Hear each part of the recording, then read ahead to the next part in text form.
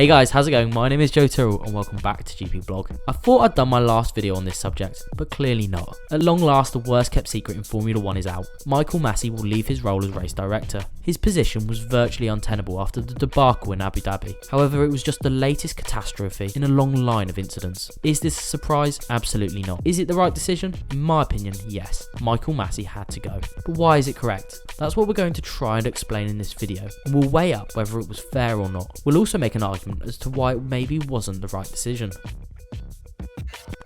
We've already done multiple videos on what happened in Abu Dhabi, and let's be honest, everyone already knows what happened on that December afternoon, so we're not going to go into the incident too much, but it's fair to say what occurred was an absolute shambles. Because there was a clause that meant Masi could change the procedure of the safety car, the FIA had probably hoped it would all blow over. Not a chance.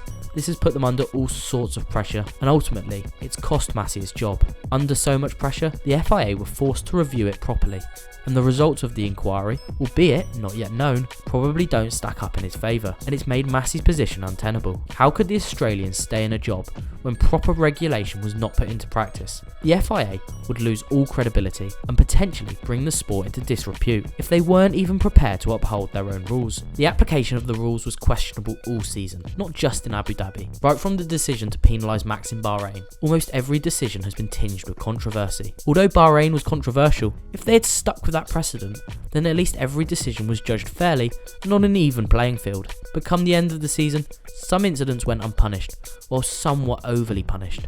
Brazil and Saudi Arabia were prime examples. Was it the consistency of the decision making that cost Masi his job? No. Would there have been an investigation if Abu Dhabi never happened? Almost certainly not. However, Abu Dhabi was the catalyst for the inquiry into the wider application of the rules. It would have never happened on its own, but together, the FIA had a bonfire they needed to put out. And then we have the Hamilton conundrum. I mentioned this on my previous video on the subject, but it was effectively one or the other. I exchanged comments with a few people after that video, and whether they were team Max or Lewis or even Michael, most agreed the sport wasn't big enough for the both of them. Get rid of the biggest star in the sport's history, someone whose success may never be replicated, or replace the person who is entirely replaceable in this context. It's a pretty obvious decision. Michael Masi could never stay. Hamilton had clearly become disillusioned with the race direction, and in my opinion, fairly so. I was pretty fed up with the meddling where it wasn't necessary, and the lack of interference where it was needed, so God knows what Hamilton was thinking. Is there a pro-Masi argument? Well, yeah. He probably had the hardest job in the sport for the last few seasons, managing the entire